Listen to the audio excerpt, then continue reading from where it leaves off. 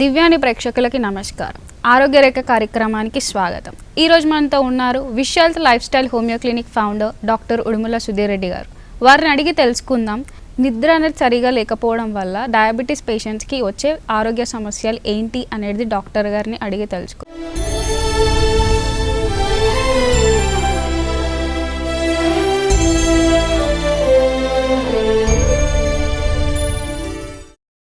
నమస్కారం డాక్టర్ గారు. నమస్తే సార్, నిద్ర అనేది కరెక్ట్గా లేకపోవడం వల్ల డయాబెటీస్ వాళ్ళకి ఎలాంటి ప్రభావాలు చూపిస్తుంది? మనకు నిద్ర అనేది మన బయాలజికల్ సిస్టమ్, అంటే మన శరీర వ్యవస్థలు అన్నీ సరిగ్గా పనిచేయడానికి నిద్ర అనేది ఎంతో ఎంతో ఇంపార్టెంట్.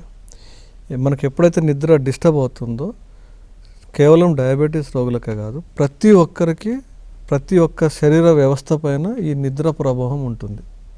ముఖ్యంగా మనకు నిద్ర ఎందుకు ఉపయోగపడుతుందంటే, మన డే టైం అంతా మనం చేసిన పని వల్ల శరీరంలో చాలా వేస్ట్ ప్రోడక్ట్స్ ఉత్పత్తి అవుతాయి. ప్రతి శరీర భాగంలో కొన్ని వేస్ట్ ప్రోడక్ట్స్ ఉత్పత్తి అవుతాయి. ఆ ఉత్పత్తి అయినది ప్లస్ మన కండరాలు, శరీరం అంతా కూడా కొంత రిపేర్కి అవసరం అవుతుంది. సో దేవుడు ఎలా సృష్టించాడంటే, మనం డే టైం పని చేయాలి, నైట్ టైం పడుకోవాలి. ఈ డే టైం పని చేయడం ద్వారా వచ్చే నష్టాన్ని ఈ నైట్ నిద్రపోవడంలో రిపేర్ చేసి మళ్ళీ రేపటి డేకి మనల్ని ఫుల్ నార్మల్గా ఉంచే ఒక ప్రాసెస్. ఇది మన లైఫ్.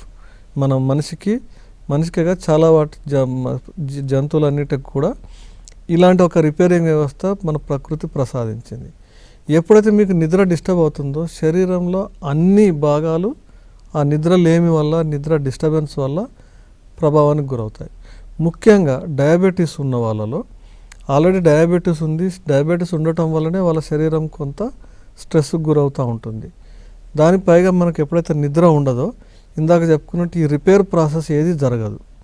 ముఖ్యంగా ఈ నిద్ర లేమి వల్ల జరిగే ఒక డైరెక్ట్ ఎఫెక్ట్ ఏంటంటే, మన షుగర్ పేషెంట్లకు మనం తిన్న ఆహారం మన శరీరంలో ఎనర్జీ లాగా ఉపయోగించుకోవాలంటే తిన్నది ప్రతిదీ షుగర్ లాగా మారుతుంది.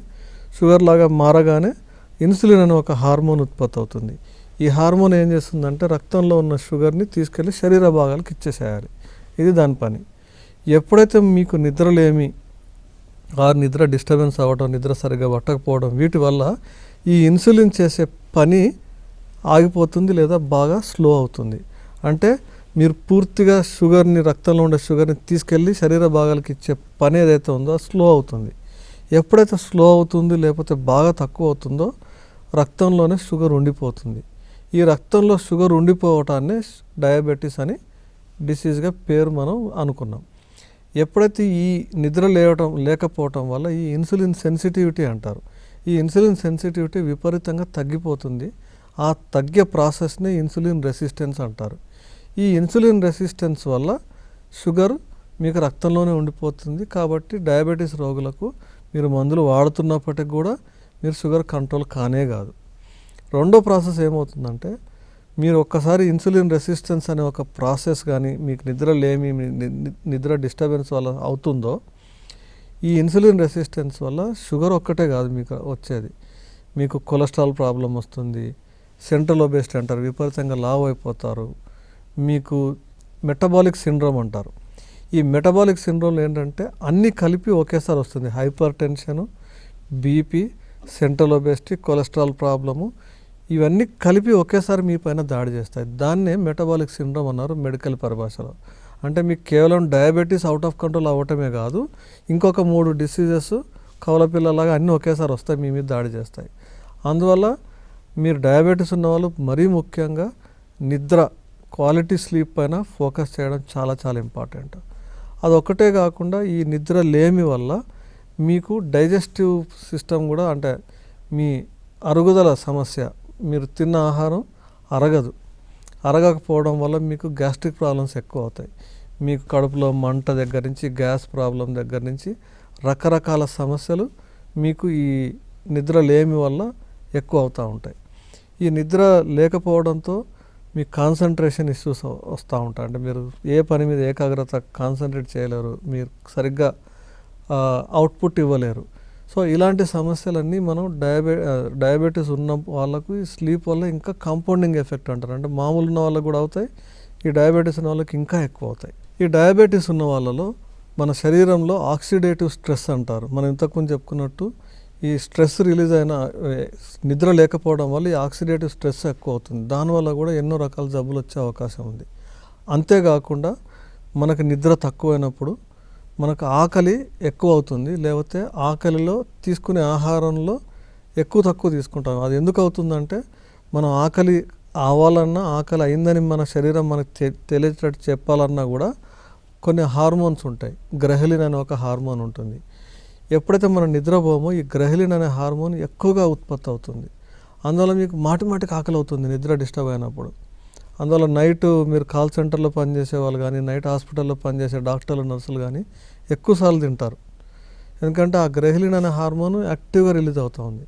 అట్లాగే మన కడుపు నిండిందని చెప్పడానికి కూడా ఒక హార్మోన్ పనిచేస్తుంది. దాన్ని లెప్టిన్ హార్మోన్ అంటారు. ఈ లెప్టిన్ హార్మోన్ అనేది పనిచేయదు. అందువల్ల మీకు ఎక్కువ తినాలనిపిస్తుంది, కడుపు నిండిందని తెలియజేసే అవకాశమే లేదు. అందువల్ల మీరు విపరీతంగా తినేస్తారు. విపరీతంగా తినటం వల్ల లావు అయిపోతారు. అట్లాగే అనేకమైన గ్యాస్ట్రిక్ సమస్యలు వస్తూ ఉంటాయి. సో ఇలా రకరకాల సమస్యలు వస్తూ ఉంటాయి. కాబట్టి మనం నిద్ర క్వాలిటీ పైన మనం ఫోకస్ చేయడం అనేది చాలా ఇంపార్టెంట్. మంచి నిద్ర రావాలి అంటే ఏం చేయాలి? మంచి నిద్ర రావాలంటే కొన్ని మనం పద్ధతులు పాటిస్తే మనకు మంచి నిద్ర రావడానికి అవకాశం ఉంది. ఉదాహరణకు మనం నిద్ర లేచే టైము, నిద్రపోయే టైం అంటే నిద్రకి పడుకోవాల్సిన టైము ఎప్పుడు కూడా ఒక పావు గంట నుంచి అరగంట ఇటు అటుగా సేమ్ టైం. సపోజ్ రాత్రి 10 గంటలకు పడుకునే అలవాటు ఉంటే రోజు రాత్రి 10 గంటలకు పడుకోండి. మరుసటి రోజు 10 గంటలకు నిద్ర వస్తుంది. దాన్ని బయోలాజికల్ క్లాక్ రిథమ్ అంటారు. సో అలాగే పొద్దున 6 గంటలకు లేచే అలవాటు ఉంటే 6:15కి లేకుంటే 6:15 వరకు ఒక హాఫ్ అన్ అవర్ ఇటు అటుగా ఎప్పుడు ఒకే టైంకి నిద్ర లేస్తే మీ బాడీకి కూడా తెలిసిపోతుంది. ఓకే, ఈ వ్యక్తి 10 గంటలకు పడుకుంటాడు, 6 గంటలకు లేస్తారని ఒక బాడీలో ఆటోమేటిక్గా మనకి టైం ఎట్లయితే సెట్ అవుతుందో న్యాచురల్ క్లాక్ అట్లా మిమ్మల్ని నిద్రపుచ్చుతుంది. నిద్రపుచ్చడానికి అనువైన లోపల శరీర వాతావరణాన్ని కల్పిస్తుంది. మనం వృత్తిరీత్యా రోజు ఒక టైం పడుకున్నాం అనుకోండి, శరీరానికి కూడా తెలీదు ఈ వ్యక్తి ఇప్పుడు పని చేస్తాడేమో అనుకొని అసలు హార్మోన్స్ అట్లాంటివి ఏం రిలీజ్ కావు.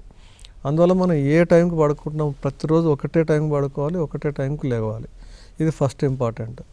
రెండోది సెకండ్ ఇంపార్టెంట్, మనం నిద్రకు అనువైన వాతావరణం కల్పించుకోవాలి.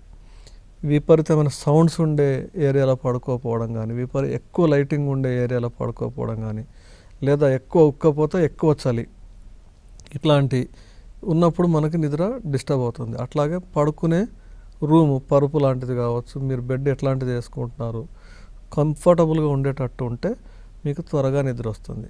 అట్లాగే మనం సాయంత్రం అంటే నైట్ తీసుకునే ఆహారం పైన కూడా చాలా కాన్సన్ట్రేట్ చేయాలి.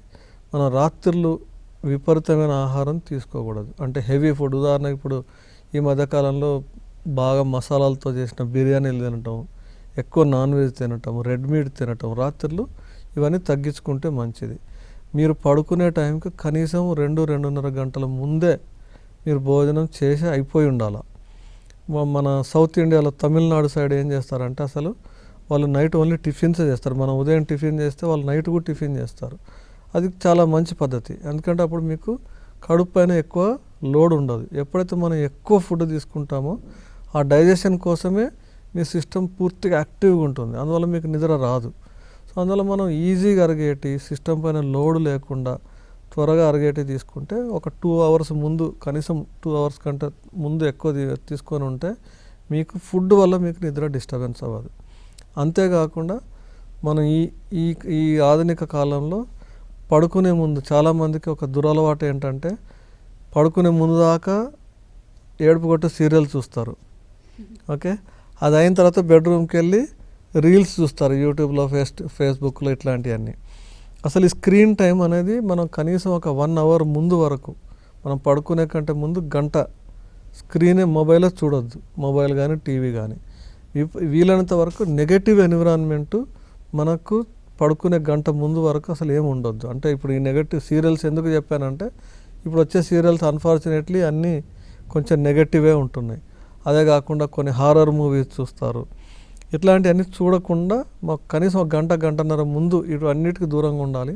ప్రశాంతంగా పడుకోండి. మొబైల్ దూరంగా ఉంటే మీకు త్వరగా నిద్ర వస్తుంది. అంతేకాకుండా డే టైంలో మనం ఎక్సర్సైజ్ చేయాలి. అంటే ఉదయాన్నే నిద్ర లేవగానే మంచి ఎక్సర్సైజ్ చేస్తే సాయంకాలం మీకు నిద్ర వస్తుంది. ఇది చాలా ఇంపార్టెంట్.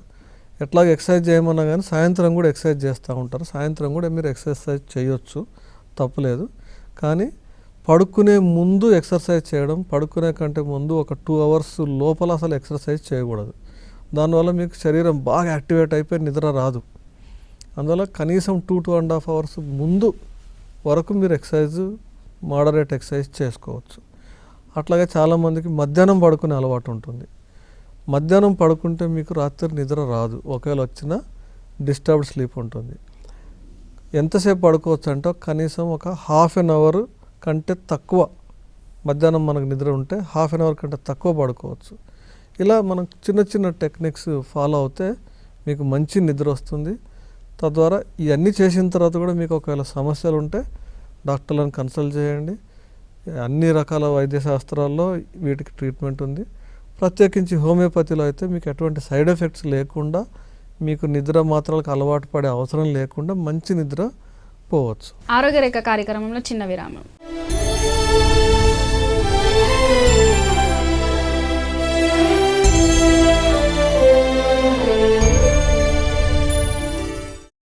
ఆరోగ్య రేఖ కార్యక్రమానికి తిరిగి స్వాగతం.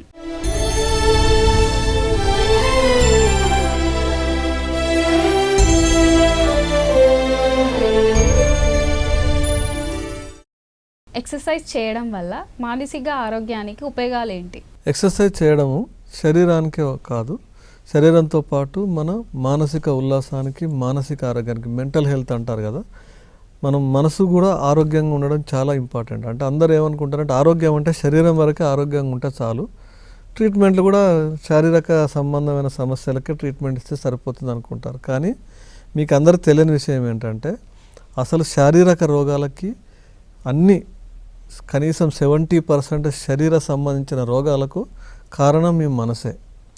సో మీ మనసు ప్రశాంతంగా ఉండడం, మనసు ఆరోగ్యంగా ఉండటం మీకు కేవలం మానసిక సంబంధమైన జబ్బులకే కాకుండా శారీరకమైన సంబంధమైన జబ్బులు కూడా రాకుండా మీకు ఉపయోగపడతాయి.